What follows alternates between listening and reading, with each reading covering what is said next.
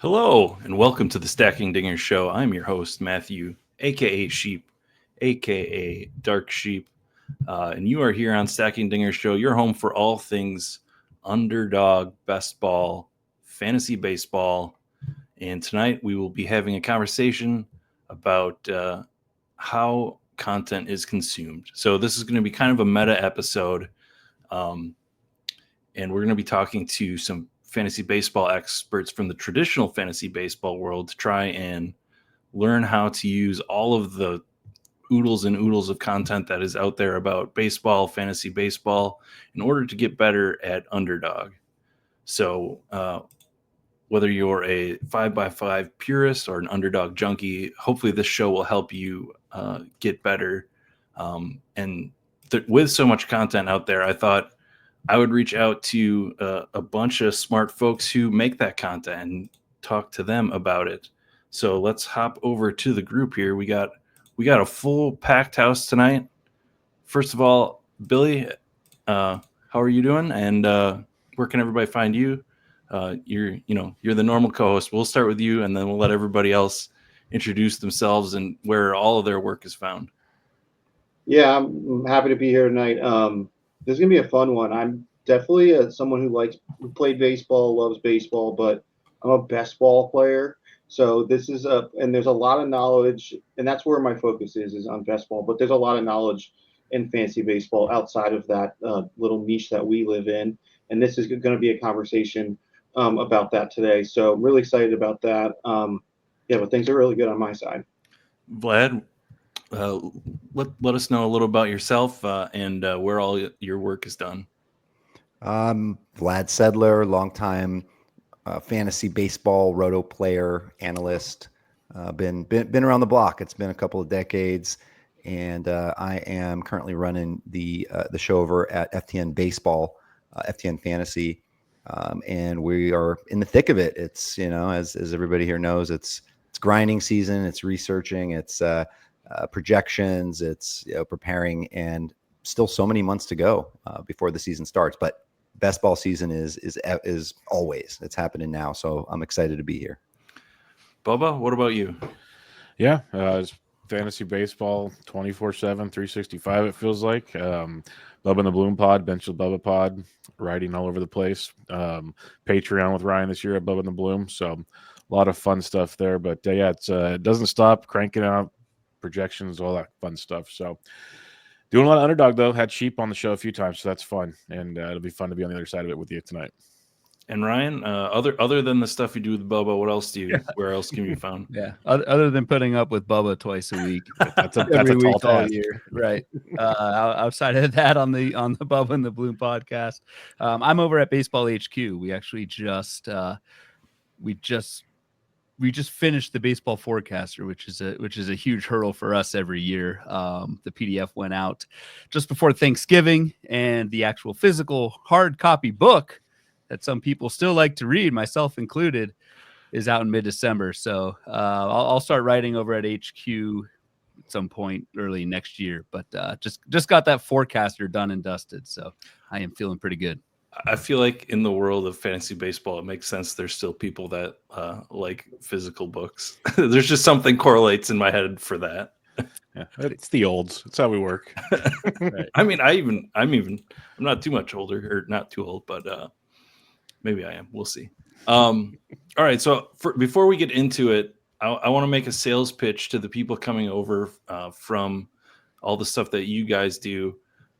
So for the Roto junkies, Ryan, what is it about Underdog that has hooked you a little bit? For me, it's I get so bogged down in like 5x5 Roto. It's a great game. I think the barrier of entry in something like in best ball, and especially on Underdog, for me is it attracts new people to the game, which I think is super important, because let's face it, a 5x5 Roto is an absolute grind throughout the season. It's not your casual person's game. It is sickos like us that survive that week-long grind all season. Whereas best ball is much more of, there's still a ton of strategy and player analysis, all that stuff. But for me, it's just nice to be able to kind of sit back in the winter, either even just on my phone or whatever, do a draft and have a game that is, I think, much more appealing to kind of your more casual player. And that's kind of what we try and cater to when we talk about best ball and Underdog as well. Yeah. So even for a casual player, Vlad, or I guess for a more experienced player, what do you think you can get better at in your just general baseball game by playing Underdog?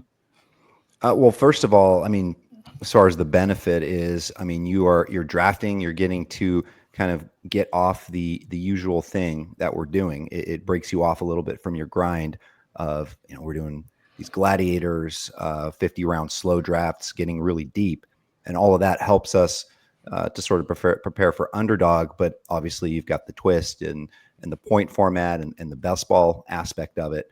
But a lot of people that are more than just your casual players who have the basic baseball knowledge and are already studying in November, December, it just should just be like normal, And again, like Ryan mentioned, the barrier of entry, it's low right now. You've got the $5 entries.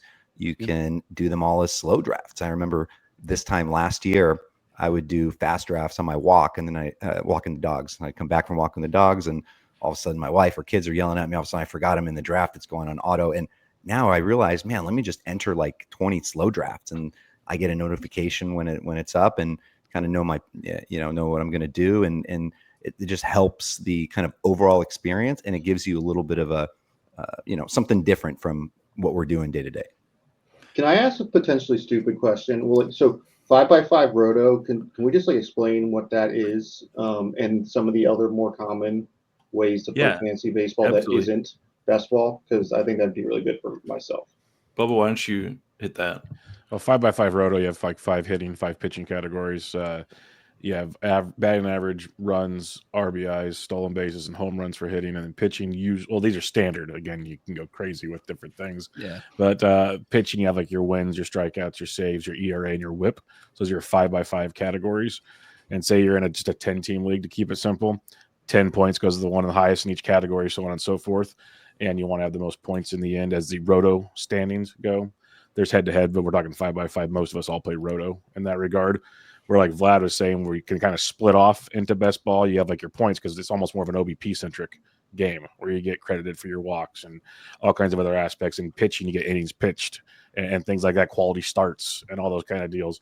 So and different points based on your home runs or triples or doubles or whatever you got going on. So it's a whole different avenue, and that's why you'll see, we'll probably talk about it on the show, like there's certain hitters that just benefit tremendously because of the point systems. Like your Shorbers are just gods almost in these systems compared to it in roto. It's like outside of last year's good batting average, he's kind of a detriment at times, and so that's a big game changer as well. I think too, I'll just add to that. When I started playing fantasy, this was like 1999, something like that. I started on a points league format, just like a standard ESPN. I mean, similar points to a best ball. And I did that for a couple of years, and then I went over to 5x5 roto, and I would look at the standing. I like thought I had a great night, and then like somehow I'm like lower in the standings, and I'm like, why the hell? I'm sure the math checked out, but it's just like the balance of the categories and where you're at in the standings. And again, to kind of go back to that more like kind of, you want more that more like simplistic game with points. If you have a good night in a points league, like, you had a good night and you scored a lot of points because of that. I just remember, my first couple of years in roto, I was like, I had a good night. Why the hell did I just, why did I drop in the standings by 2 points or whatever it was? So there's just a lot more nuance with the 5x5 roto, with trying to stay balanced and having all these categories and balance all that out too. So, I mean, it's a great game. It's just, you got to really be dialed into it. Yeah, that, as someone who has come from best ball and now trying, the last few years done some of the couple of roto teams, that is definitely a big transition the other way for me compared to what roto players coming to Underdog is like.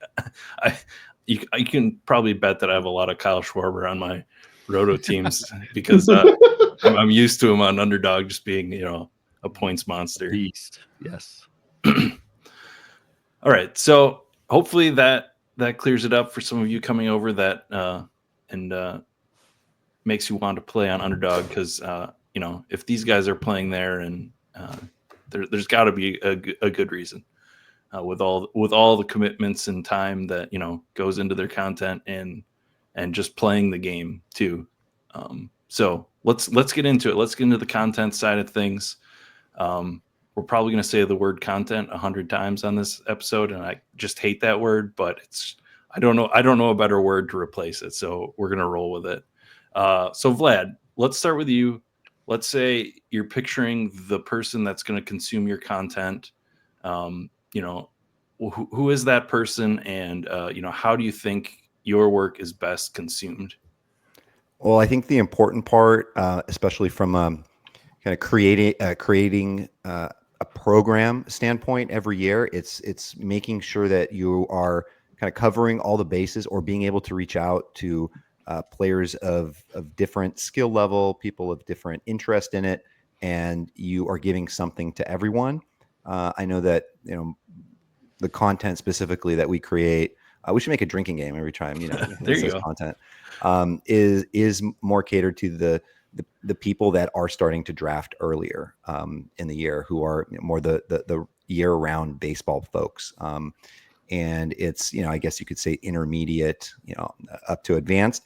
And it's, it's so much more, and these guys know it's so much more than just, giving like a rankings list or things. You want to cater to the people that are asking why, that are questioning you, right? Like, we don't know the answers. We can't predict the future and everything. We might get things right more than we do wrong. But I think we all appreciate when someone in our Discords or someone is making us think about something else, because there are no straightforward answers. We don't know what's going to happen in the future, and it does open our mind to kind of different thoughts, different ideas, roster construction, draft strategy, just so many different things. But yeah, I would say not always just the people that are just kind of that are coming off football season, like, oh, right, yeah, all right, it's baseball. Or the people who I'm not catering to are the people that are like, oh, baseball season doesn't start till March. People aren't even in spring training. So, okay, either of you other guys have a different view of your general consumer that you're, or who do you have in mind when you're creating? It's a little bit of everything in the end. Like, right this time of year, like Vlad said, it's more the diehards that are playing, focused on baseball 24/7. In the coming months here, because like I literally some guy was DMing me today that said he caught up on an episode from 3 weeks ago, so they're starting to get back into the game type thing. And those are the ones that we'll start getting more conversations with in the coming months. They might be playing your Yahoos or your ESPNs or your CBSs, and we'll go that direction. In the end, most of our content is 5x5 related, but we're always able to help. Like Vlad was also saying, they ask questions and it gets our minds going in a million different ways, because we're doing all the work on the players to begin with. So as long as we're doing that work, we can pivot to whatever is usually in need type thing. It's not like it's like a void in the content world. So right now it's more just kind of keeping up to date with things and getting ready for the grind that really gets going for the rest of the group in the next month or so. I'd say is when drafts really, really, really pick up, and that's kind of what we're rolling to right now. Just kind of slightly different question, Ryan. So for the printed guide, that that goes to probably the most hardcore of people, but there's also a lot of stats and analysis and stuff that. So who do you think that is for, and specifically how much can not the hardcore get out of that? Yeah, I think that's actually one of the toughest things about being one of the more difficult things about being an analyst is that we are so like involved in stats and analysis and like looking at Z contact and O contact and U contact and all this stuff. It's how do you translate, how do you take all that stuff in, but then translate it and put it out in a way that like your average person can understand, but then also B, that it's engaging and entertaining material. Like I think that's always a challenge when we are either doing a podcast or writing an article. It's like you don't want to get so down into the numbers, but can you just kind of start to lose people that aren't the kind of those diehards. So I think by trying to blend in a little bit of entertainment, a little bit of player analysis, but then also like especially with Best Ball and Underdog, like all the different types of things you can do with roster builds and that sort of thing. kind of blending that all together, I think makes for the best type of product. But it's definitely tough. Like you certainly have different people that listen to our show that either want more of the number side, want less of it, want more of the entertainment side. So that's something I'll speak for Bubba. We always kind of grapple with is what's that balance look like, and does that change throughout the year? Because I know Bubba and I we do our podcast twice a year. We don't miss a week. So like our October, November podcast is going to be a little bit different because we know those are the, those are the diehards listening to us in October and November. Whereas once we go, once we get into February and March, we have a bigger listener base, but a lot of those folks kind of what Vlad was saying is like just started jumping in February and March. And so how do you balance that between your diehards and your new folks? Yeah. One of the interesting things doing this show focused mostly on Underdog is we run into, a handful of people that maybe haven't followed baseball for years and they're diehard Underdog players. And maybe they played baseball as a kid, or they had a team, their family team as a kid growing up, and they want to get into it. And they basically are starting at zero in terms of the baseball side of things. They have a really good knowledge of how to play best ball, and maybe they don't know the exact scoring for baseball, but they understand scoring and how the tournament's structured on Underdog. So something I get asked actually fairly often, Vlad, is where do you start? Like if you're starting from ground zero, where do you start on, searching out content and trying to put together just a total base of knowledge? Man, that's a great question. I think one site that you bookmark that we all have is Fangraphs, just because it's the encyclopedia of stats, and you can look up, scoring leaders. The category leaders from last season, the best hitters. You can sort by teams, by different type of stats.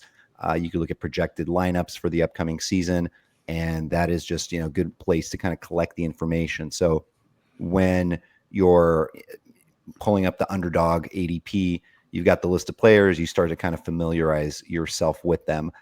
The other good thing, of course, is the Underdog app that already has the preset rankings with their projections, which are assuming these players aren't going to get hurt, and of course, more than half of them do at some point and miss time.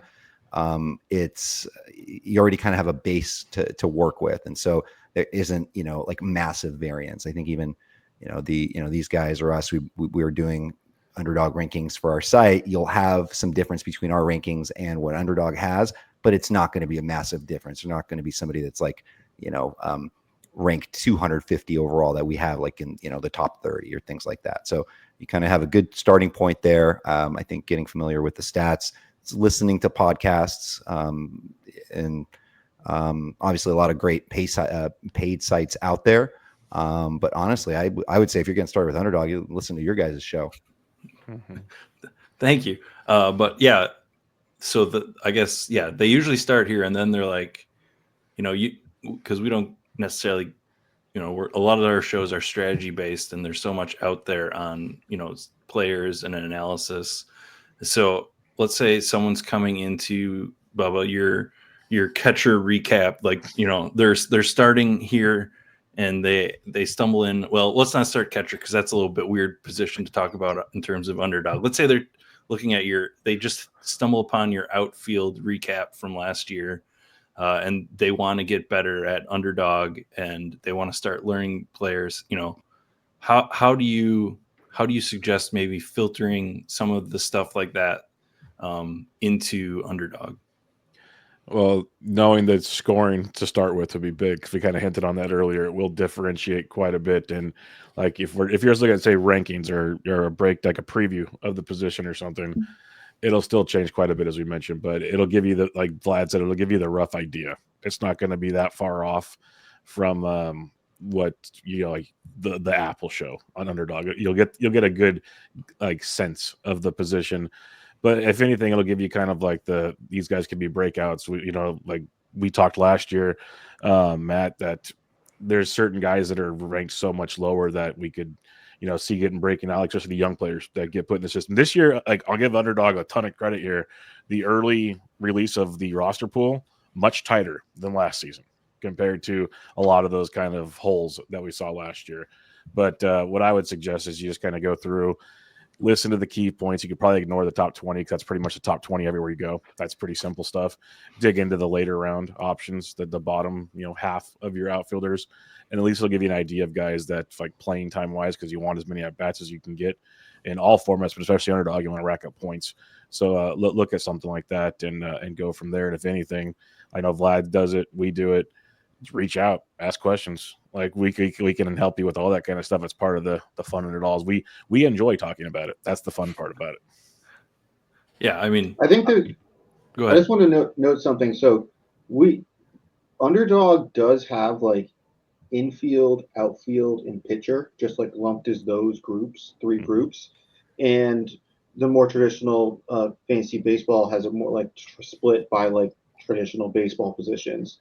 So you're going to note like a catcher preview or a shortstop preview, but like you kind of got to lump them all together and pull notes from this and this, and like don't care about their batting average, but you do care if a guy's strikeout rate's going to go up as a pitcher a ton. Like, they just kind of get to pull different things. So I thought that was interesting when I was consuming content last year. Is there's not many people that do a full infield review that takes us like 2.5 hours. Well, and something like that, if you just think about that comment in like a big picture, there's a reason why outfield is so important to draft an Underdog, because you have so many infield positions and you're only filling so many type thing. Where outfield, yes, we have more quote unquote outfielders. Potentially there's 3 in the outfield, but your infield so large that that pool dries up rather quickly, as the everyone that drafts in those knows. It can get a little rough there if you kind of ignore them long enough. Yeah, and this year I think it's even got frothier than every year by year. The outfield keeps it's not a secret, that's for sure. Yep. All right, so Ryan, we're talking about consuming like a bunch of stuff and trying to synthesize it, and you're creating and probably consuming other stuff. How do you avoid burning out on and just getting into information overload with everything that's out there? It's weird. At least for me, it's funny because Fangraphs just came out with their like version of Wrapped for what you did and what you looked at on Fangraphs for that year. And it was funny when I look at mine and a lot of other kind of analysts, that for me it was like roster resource, which is basically their depth charts pages. It was player pages, and it was like their leaderboards and tools were by far my highest viewed like areas of Fangraphs. And this isn't a slight to writers over there or anything like that, but like actual articles was like my lowest. I try and actually, I like to listen to podcasts, just have something in my ear while I'm doing stuff. I try to not read too much of other stuff out there because I want the things that I'm talking about to be from me and not just regurgitating other stuff from other people. I think for the listener, ultimately that is better, because I know, and it's so natural to do this because you'll hear it on a podcast and be like, oh yeah, that's a good point. I'll say that same thing too. As a listener, if you're listening to 5 or 6 different podcasts and you start hearing the same points being made on every single one, it's like, okay. So I try and not avoid other content. I'll read, good stuff that's out there, but I try to not have it cloud my analysis or my takeaways from a player or strategy or whatever, just to hopefully introduce something new to the listener or the reader. Okay. So the thing I learned with my Fangraphs Wrapped, and maybe we need to come up with a term for this. Like, can you hate Fangraphs or use Fangraphs in a hateful style? Because my most viewed player were all the guys that I said were going to do bad. And I was constantly checking in on them, is what I found last year. Yeah, that's so. I don't That's know. spite list. Yeah, the spite list. That's right. That was my most viewed player list on Fangraphs Wrapped. So I don't know. Maybe I need to look inward and be at peace a little bit more with my It is takes. funny, like that. I saw someone tweet this out or whatever. It was like your typical baseball writers are like, your Juan Soto, your Otani, Judge, or your top. For fantasy players, it's like Michael Massey is your top. Mine was Sean Mania. So there you go. Sean, just like obscure fringe players that like we are just on the borderline edge of looking those guys up. I thought that was pretty funny too. Yeah, the one that surprised me that I didn't realize how many times I looked up was Mikhail Garcia. There you go. That's a perfect example, actually. Was he on your spike? Was he a fade? He started out so hot, and it just didn't seem sustainable to me. So I kept checking in, that going to that page where that graph is going down to make sure they're still going down. Oh, that's awesome. I guess I'll open this up to anyone then, outside of yourselves, what is any other recommendations on people or content for, especially maybe devoted to beginners to learning baseball and fantasy baseball? Well, outside of our shows, FTN's, Bubba the Book. Okay, let's make sure get the key ones checked off. That. Well, like I just like the guys that are always put, like you have the RotoWire shows; those guys are great with Jeff Erickson and Scott Jensen on Sunday nights, and you got James Anderson midweek, and then Erickson's doing other stuff, and then you got Paul and Justin. You got your usual suspects, but there's a lot of really good stuff out there. Honestly, what I always tell people is find what suits your ear. Like I'm a podcast guy because I'm in my truck working all day, so I don't read a lot. I'll look at Vlad's article because I can skim it. Like it works easy because of the format. If I have to like read, it's not happening very much. Mm-hmm. So I'm just listening to podcasts a lot, and you kind of, if you do it enough, you find the voice and the rhythms that you like, and those are the shows. It's not always the one that's the highest listened to shows out there. Find one you like, and I know it's probably the lazy answer. It's not helping you give you what you want, but there's so much out there. Like just Google or go on Twitter and look at Baseball Pods and just go back to one of his brackets from a while back. There's literally 64 shows right there, and just start playing with that and seeing what you like. No, I think that's a great recommendation. Just, there's not one for everyone. And I find honestly, it changes depending on what time of year it is, or, even year to year, I'll, when I'm able to consume it also has an idea, like how much I'm able to pay attention, because some of them get really detailed, and sometimes you lose the thread on some players and stuff if you're just listening. So yeah, that's a great recommendation. Any other quick shout outs by anyone? I was going to say, I think in addition to all the podcasts that Bubba mentioned, it's like following the interesting conversations on on X or on Blue Sky, wherever you're at, that are baseball related, where you have analysts just having conversations. And I think we see that a lot. I think you see the three of us, doing that. You'll see us kind of interacting in something, and you get to kind of see into our minds, see how we are feeling about certain players, or maybe like a drop off in a player tier, things like that. And so yeah, I mean, I think if you're looking for just kind of getting to the basics, the one person I thought of is, because I had him on over in First Pitch Arizona, I had him as my co-host at the FTN pod. That's Joe Arico. He writes for Fangraphs. He writes for Fantasy Pros. But because during the season, he does a daily thread where he just breaks down everything that's happening. So it's like just kind of a great recap where you everything that's happening in every game, and it's really digestible. So it's people that do things like that, I think are really valuable in the social media space. And I think now more than ever, kind of to build on what Vlad said, as a consumer of the material that's out there, you can get involved in this stuff. Yeah, you can message us on Twitter, on Blue Sky. You can go in I'm somewhat of an old. I'm just getting into Discord this year, but you can get into a Discord server and just talk with us and talk with people who follow our show. There's free ones out there, like the Rates and Barrels podcast has a free Discord that you can just go in, sign up, and talk to. I think they've got like hundreds of people in their thing, and you can go in and just kind of see what the conversations are and what other people like. I think now more than ever, not only are the fantasy analysts ourselves more approachable, but I think also kind of the community of listeners that we have are approachable as well. So don't be shy, I guess is how I would cut that short. We're much nicer than the fantasy football people. 100%. I learned that out. I behind the curtains. You can edit this if you want. It's in. If it starts with that, it's in. No, I just say I started doing football and baseball, and I just stopped doing football because it got so hard to just communicate it. It was just not even worth it. Baseball, everyone's so friendly. I remember I started out thinking, you listen to Jeff Erickson on XM when I was in college, almost over 20 years ago, basically, and now you can just message them, and it's that simple and no big deal. And now we all know each other from Arizona and everything. And we all have each other's phone numbers. It's just once you get to know people, it's a very friendly situation. And I've never really had anybody ever just nope, I don't have time for you type thing. And it's pretty sweet. Yeah. I think that's pretty evidenced by this show coming together. Just really simply, I've talked to you guys all before, but it was never like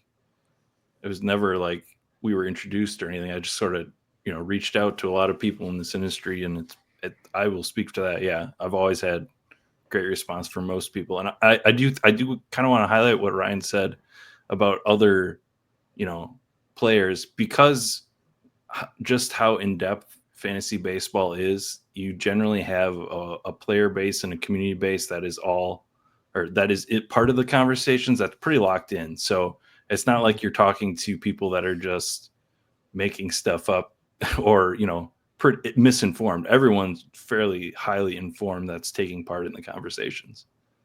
Yep, absolutely. By the way, you guys got me into this. I didn't even know about this Fangraph Wrapped or the walk off. But yeah, I guess you checking it out. Yeah, I'm 99 percentile, baby. Yeah, you're what are we platinum? Is that what it is? I think I'm in that group. I'd be disappointed at Vlad if you were anything other than 99, 98. Given how hard you're going. But I'm shocked that Matt Olson is my most searched player. I don't even hardly remember. Maybe it's just to confirm 100% that he's played 162 games each of the last 3. I just can't believe it, so I just keep looking it up, I guess. You got to keep checking his strikeout rate, going, why isn't he homering this past season? What are we doing here? But the rap thing's funny because Ryan said it earlier about to go too deep, not go too deep. The joke is I'm the caveman, he's the stats guy. Well, when he put his out, talk his percentage of looking at tools and graphs and stuff. Yeah, no, mine's just literally roster, resource, and players. And then there's 1% for everything else. I have nothing else but those two key, let's keep it simple, stupid, methods. That's where I'm at on this one. And he's, of course, spread out because he's, way too deep on things. Yeah, I'm in a similar boat. Like I said, mine was mostly player pages that I was rooting against. But that kind of leads us into, the last part of the show here, Bubba. The caveman versus the stats. The other thing that comes up often, people ask me questions that are just coming into Underdog baseball from Underdog football or DFS or whatever is not so much DFS, but Underdog football.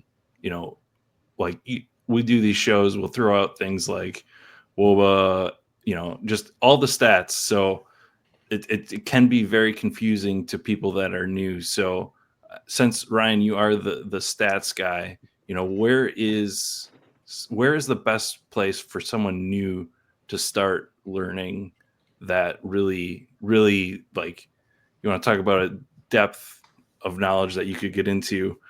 Where do they start? So, I would, and not to just plug the baseball forecaster, but that's how I got into this industry. Is I read there's a whole section in the forecaster called the Encyclopedia of Fanalytics, and it basically lists out kind of the groundwork for everything Baseball HQ does. And they were one of the earliest sites out there, and it's kind of a lot of their stuff is now kind of mainstream. I would start with something like that. I know Fangraphs has what they call it a glossary, where you can kind of go through and look at some of these stats, and not only what it means, or even you want to know what it means. Some of the formulas are just crazy. I don't know the formulas for half the stuff that they do, but you can at least get a sense for, okay, this is what a league average chase rate is, and this is good and this is bad. you can go through the Fangraphs glossary again. That's free. And do that. But I would always start, because there's stuff now that I'm still not even on. I mean, there's things like IVB, induced vertical break, where I am still not fully, I don't want to say on board with it, but like I don't use it because I don't know enough about it, and that's probably a fault of mine. But it's just something to say for the listeners out there. Like, if you start seeing new stats and start getting intimidated by that stuff, like you're not alone. So I would say start simple. I mean, the most basic stuff out there is strikeouts and walks. I mean, that's nothing groundbreaking. But like for pitchers, and Bubba and I always talk about, strikeout minus walk rate can get you so far just by looking at one number. And that's a great place to start. And if you want to go deeper into that, kind of break it out into a strikeout rate and a walk rate, you can get into things like whiff rate to validate your strikeout rate, and ball percentage to validate the control. You can get further and further, kind of like an onion. But I would say just kind of start strikeouts, walks, and kind of work deeper from there. So Sheep told me not to get too deep, but I can't help myself. Let's do it. So I have a question for whoever wants it.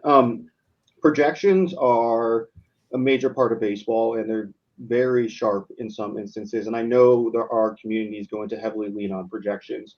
So where do you think projections are really, really sharp, and where do you lean on your like player takes more often? Like, when are those type of situations? So I'd love to have a conversation about that.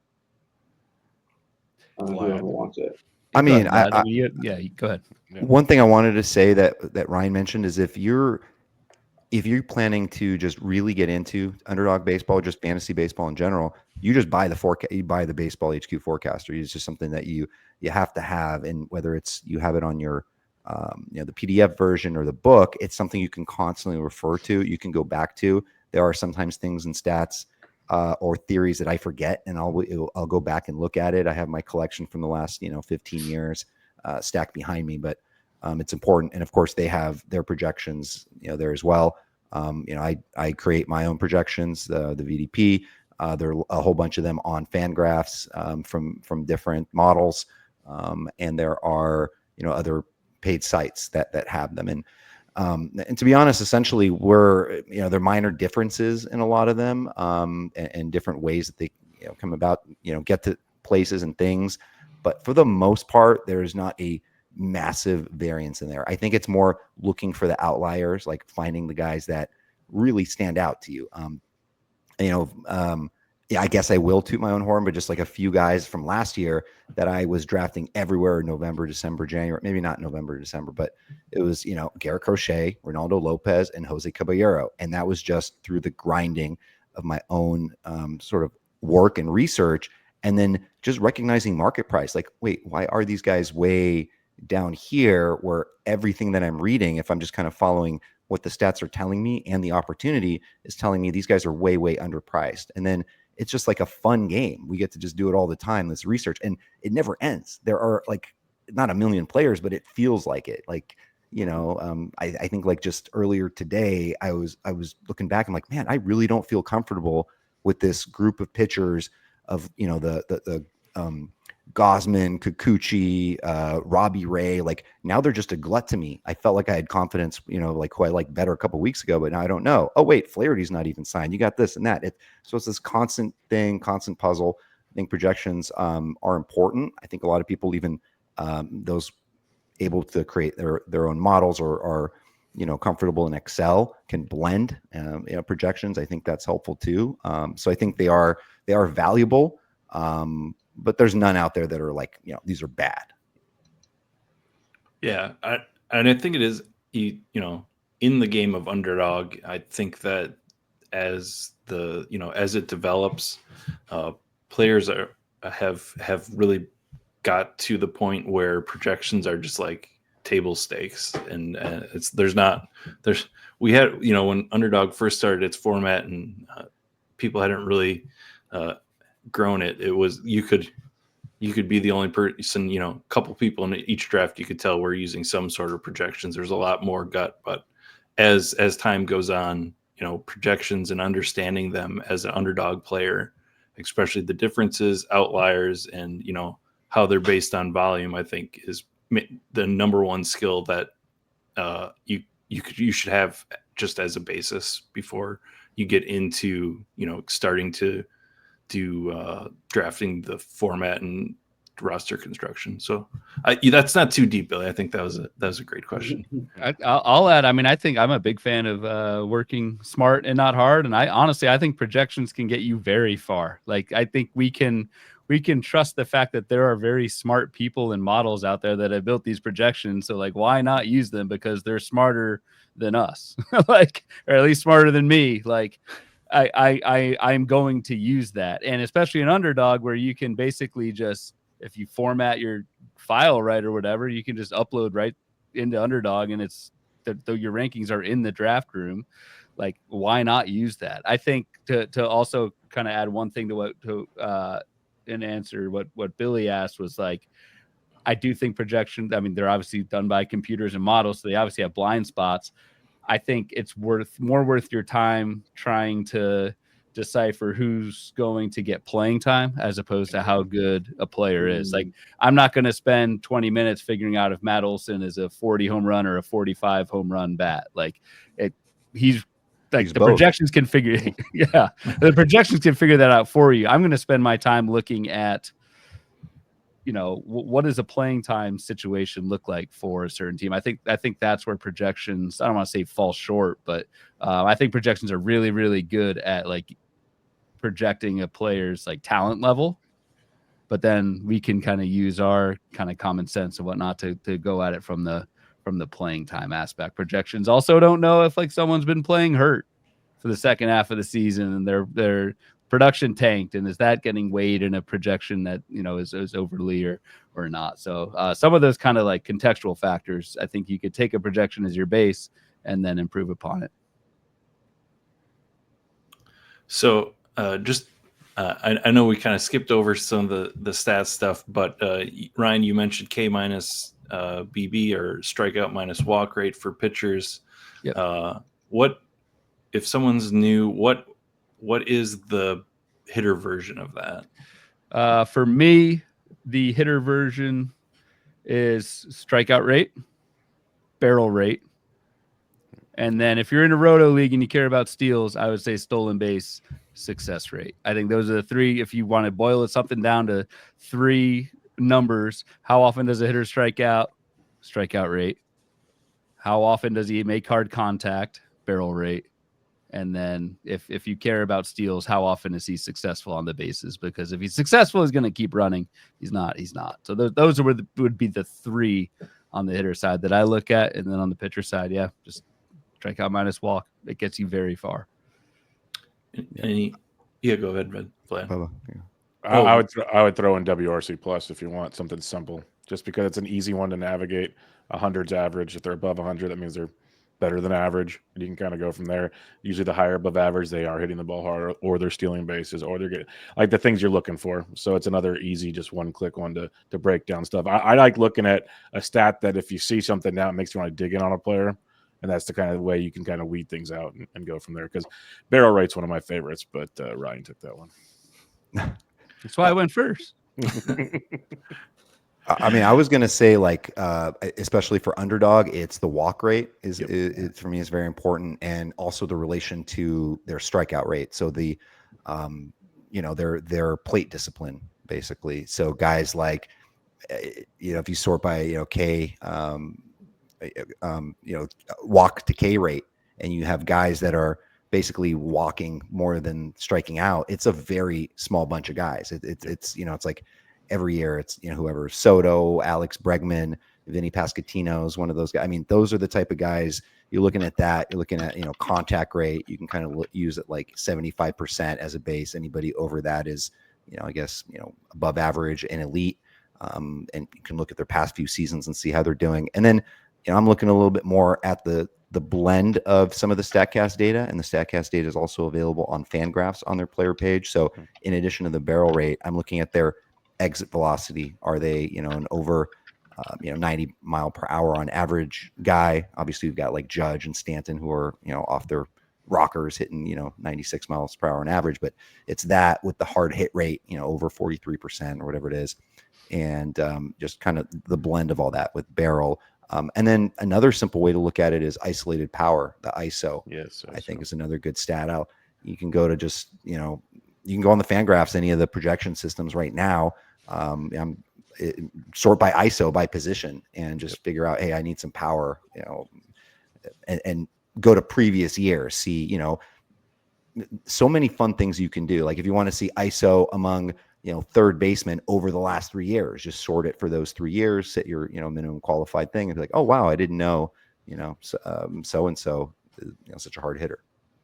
And I know we didn't want to we wanted to keep it simple here, but I actually was thinking about it when Vlad was talking.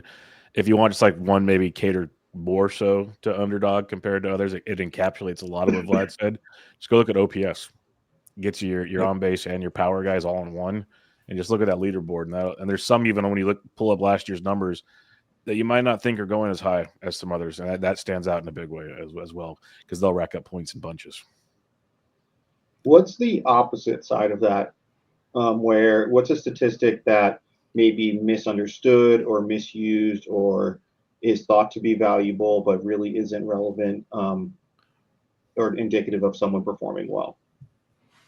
I mean, I think the obvious one is, and I don't know if Jeff Zimmerman listens to the show, but ERA, right? Because it's a results-based stat, right? And there are so many advanced metrics or peripherals that are indicators of what an ERA should be. So, I remember what was a few years ago, Walker Buehler, just, year to year after year, just ERA around 3. And then all of a sudden I see this is before I did projections, and systems came out with like a 4+ or something. I'm like, what? This makes no sense. And then you start to dig in, you're like, oh, what was their BABIP, batted balls in play last season? What was their strand rate? What were some of those peripherals like the Sierra and the XFIP in relation to the ERA? And it really kind of tells the true story as opposed to what the ERA actually is, because it can vary from year to year. Not everybody's going to be a Corbin Burns sitting between a 3 and a 330 every year. There's a lot of variance in a lot of these pitchers.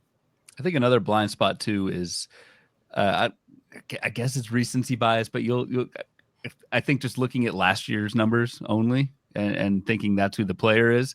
And Vlad kind of mentioned this, take your last 3 years of somebody, because even a season, a baseball season's a damn long season, but even for how long it is, even like a full season doesn't tell you how good a player is. Like you can go back 2-3 years, and it's just that classic someone coming off a down year, or like I know I'm guilty of this. I'll look and say, oh, someone finished great in the second half or had a great September. It's like, well, did he, or was it just a heater at the end of the season and that's it? And or on the flip side, someone really struggled in the second half, had a terrible September. It's just variance over time, and these players kind of have a base level skill, and in any given month you could struggle, you could be hot, and I think it's very tempting to look at kind of your most recent month, most recent half, and overweight that. I'm guilty of it. We all are, and we're all human, but it's also being able to question your own biases. So something like, and just using like common sense. Like once you've been playing this for many years, you have to kind of question yourself on things. And sometimes the obvious really is obvious. It's just straight Occam's razor. The example last season with Nolan Jones, and Ryan was basically alluding to that. He was a decent prospect, but Cleveland, Guardians traded him to the Rockies. And Billy, just to let you know, after that amazing, incredible September he had at the end of 2023, he all of a sudden jumped up from no man's land to a top 60, top 75 overall player. And most of us, analysts, have been around the block. Sure, we're enticed by somebody like Nolan Jones in Colorado. He, 20 homers, 20 stolen bases minimum, right? And he was the biggest, kind of hook, line, and sinker. Just it was just so obvious beforehand. I'm sure even some of us who were doing a lot of drafts, hey, I got to get a little Nolan Jones just in case, right? But it was just, granted, he was hurt and spent part of the season injured, but it had already kind of started off sort of bad. But those are just kind of things you never want to pay full price, right? Like you go and shopping somewhere, like, the holidays, you're waiting for the discounts. You don't want to you don't want to pay retail. The thing that got me on him last year and got me onto him is once projection systems came out, they kind of I feel like they saw it going forward, and some of the numbers were kind of nice going forward. But yeah, like you said, that's an experience thing. Seeing these players and profiles of players that have a tendency to get hot and cold more often. The Nolan Jones profile is so tough on Underdog, as that's a market that pays for the high end upside and doesn't really care if they miss.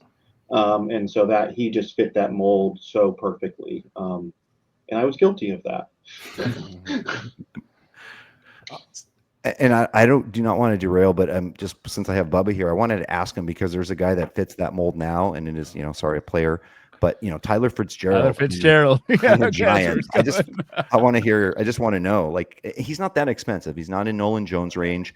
He's, reasonable on Underdog, reasonable in Roto, but playing with Adamas there. He's going to play second base. They said that today. They're going to move him to second base for the Giants for now. We'll see how that works. But the batting average is not going to be as good as it was this last year. Tons of swing and miss. That's very, very clear, similar to your Nolan Jones situation. But the power and speed is pretty legit with him. I'll say that much. So I think you have a floor of like 15-15. Like he was on his way to 2020 in a short sample. And there's a ceiling. Like maybe he's still young. Maybe something clicks. And we see Adamas, we just mentioned his name. His strikeout rate continued to drop as he got older. Power went the other direction. Like these young players can become better. That's one thing Ryan and I talk about a lot. When we look at things, like you got to believe young guys can develop. They don't all, but they can. So I try to keep my bias out of it. That's why you asked me, because it's a Giant. But I'm keeping it limited. I'm trying to say 15-15, but there is potential for more. I temper expectations is what I'm trying to say. Okay, so since we're there, and I didn't really prep you guys for this, but I don't know how many drafts you guys have done, but who are some other players either standing out and high or low for their value, just an initial here on Underdog? On Underdog. Well, I thought Jackson Merrill would go higher, honestly. I'm surprised he's sitting down so long. I got him, I think, in round 3, late round 2, early round 3 the other day, which surprised me because I figured he'd start flying. But I guess that hype train hasn't completely gone off the rails yet. So, not saying it shouldn't. I think he is good, but yeah. Yeah, that did surprise me. I was surprised that Langford and Trury were both going ahead of him. Yeah. When he showed the full season of good stuff. I mean, I think Ronald Acuna Jr. is going too high because if you've been drafting in the last few weeks, a second rounder who now, at least according to Mark Bowman, Braves beat writer, might miss a third of the season. I mean, that's a huge hit. And I feel like it's a little bit different than a couple years ago. Actually, 2 years ago, I was a little burned by a full fade of Bryce Harper. I mean, Bryce Harper at that point looked like, hey, he'd probably be back by May. He came back a little earlier than expected and was great the rest of the year. The difference between Acuna and Harper that year is Harper was reasonably priced. He was like at 100 ADP at some point, then he went to 60, 50. I mean, it was still okay. If you had healthy players early on, you could make up for it, and then he just kind of rewarded you later. Whereas, listen, it could be the same thing with Acuna, but maybe it's half a year. Maybe it takes him a little bit to get back, and you're just giving up. There's a lot of draft equity, right? A lot of talent that you're giving up in those spots in the second round. Legit 1,500, 1,700, point guys there that are just tough to pass up on, and it's hard because it's Ronald Acuna, it's the name, but then having that discipline, I think, is important. Yeah, and Billy mentioned it. The Underdog game has quickly adapted to high upside. Once you get to the playoff weeks, sneaking some of those guys through. But I'm totally with you this year that the price is pretty tough on him to even try and sneak him through, because you're, like you said, you're giving up a bunch of guys that can put up a lot of points to get him. One thing I would look at too is, since relievers are not terribly valuable in Underdog's format, one of the big storylines of last year was that reliever to starter conversion, right? We talked about Garrett Crochet.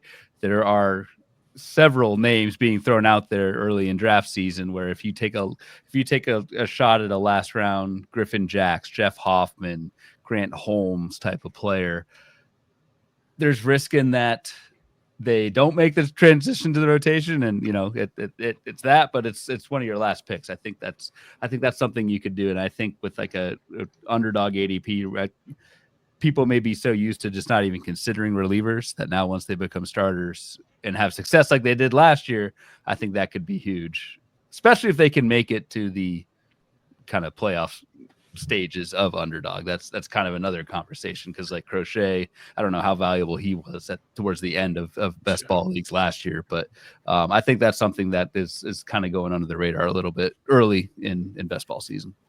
So to follow up on that, when will we know? Like, when does that information, or this guy's going to be a starter this year?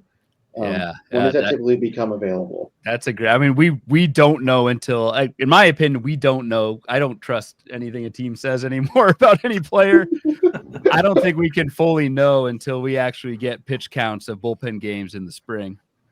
Honestly, or not bullpen games, but like simulated games or whatever, just to see like is this team actually building up this player's pitch count, and are they doing it early enough in spring to where it matters by opening day? I think that's your tell. I think until then, that's what makes drafting right now, I don't want to say that much harder, because there's a ton more reward in hitting on those guys right now, because the price will go up in the spring once if that's actually true. But I don't think we know until we actually see some pitch counts.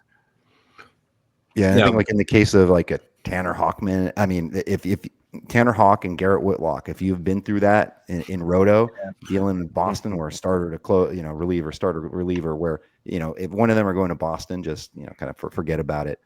But I mean, Jeff Hoffman right now on the Phillies, but thank God they got him out of Coors, and he's been elite as a co-closer, top setup man in Philly, and now he's being courted to be a starting pitcher somewhere. So I mean, most likely we would know at that point if that's the plan for him, but those plans can of course change. And in Underdog, that's a tough pick again if that happens. But if it does hit, a guy like Jeff Hoffman could be very valuable as your 20th round pick. Yeah, like the Mets just signed Clay Holmes and said they're going to make him a starter again. He hasn't started since 2018. So, and you got Crochet has his first career start last year, so you never really know. Right. And Ronaldo Lopez actually made it all year and was pretty good outside of one IL stint. So it's just it doesn't always pan out beautifully. But man, I'd love to go back and look at Ronaldo's ADP last year, because that was a quality start machine, and that was pretty solid stuff. Yeah, but then you also have Jordan Hicks. There you go. Yep, you do, and many others. If you listen to me, I warned you on Jordan Hicks. Everybody, I said this one. I jumped ship a month early. It was very clear coming. I remember. Yeah, that's clear. Another inefficiency I see in the Underdog market, because I mean, I am not completed with my projections. The VDP will be out like in the beginning of January, but still kind of have like our base projections, and then I'm working through that. But I have it, into the points formula for Underdog at FTN, and so and it shows the difference between my rankings and theirs, and it's part ADP, part the points. But I think another thing I'm kind of noticing, and listen, I might be wrong on this, but the catcher kind of downplay in Underdog, just the fact that a catcher in general is going to just get less plate appearances, they're less productive. But I think there's a change, because there are a few guys that right now to me seem really cheap, like Wilson Contreras. If you get a healthy season out of him, he's potentially a 30-90 guy even in St. Louis, and he's now playing first base. And then like Yainer Diaz, I understand guy has a very low walk rate, not ideal for this, but I mean, he's an insanely good hitter in the middle of a Houston lineup, and he's DHing too. And so there are a bunch of guys like that like don't sleep on them just because they're a catcher and push them down, but look at their context and then decide for yourself. Well, you're making me feel good, because those were the two names I gave Billy last week when we asked me about catchers that could be this year's Contreras. Yep. He was like, "Who is this year's Contreras?" Contreras. The other one. Yeah, the other one. The brother. The older brother. You don't expect that. Especially on a catcher as they get older. have an improvement in their potential output. All right. So I think that was excellent, guys. Thank you everyone for listening. Make sure that you like and subscribe to this. If you're not already on the Substack, it's at stackingdingers.com. You'll get this show and everything else we do straight into your inbox. And let's just run around and let everyone know where they can find you and your content. Again, Vlad. Vlad Sedler at Rotogut on X, same thing on Blue Sky, ftnfantasy.com. Draft guide coming out December 17th. Yeah, you can find me on Twitter at BDentric, Bubba the Bloom Pod, Bubba the Bloom Patreon, Bench with Bubba podcast, all kinds of goodies. I do too much. Like these guys all do too, but they at least are centralized. I'm everywhere. So yeah, That's right. I'll just echo Bubba. Give us a shot in the Bubba and the Bloom podcast, and he can tell you where you can find us on once we get to that. Once we get to that step. Yeah. If you don't listen to Bubba and the Bloom, do you even do fantasy baseball? I'm sorry. Oh, come on. Side note of trivia. He knows I've said this before, but Vlad knows the answer. Who took the picture of us that is our podcast logo? Yeah. And that is Vlad. He did Vlad that took first that pitch picture. Arizona. He took that picture for us. First picture I've ever taken. 3 years ago. Hopefully you got the rights on that, and you get a cut of the Yeah. Providence Beach Now episode. you tell me. The massive royalties that we have. Yes, the massive royalties. Might be 7 figures. Yes, and you can follow me at D4RKSH33P_, and Billy is at SportsVizBJ over on the X Twitter machine. So once again, everybody, thank you for watching this, listening to this, and thank you, Vlad, Ryan, and Bubba for participating. It was great to have you. Always, anytime. Thank you. So for everyone, that is the show.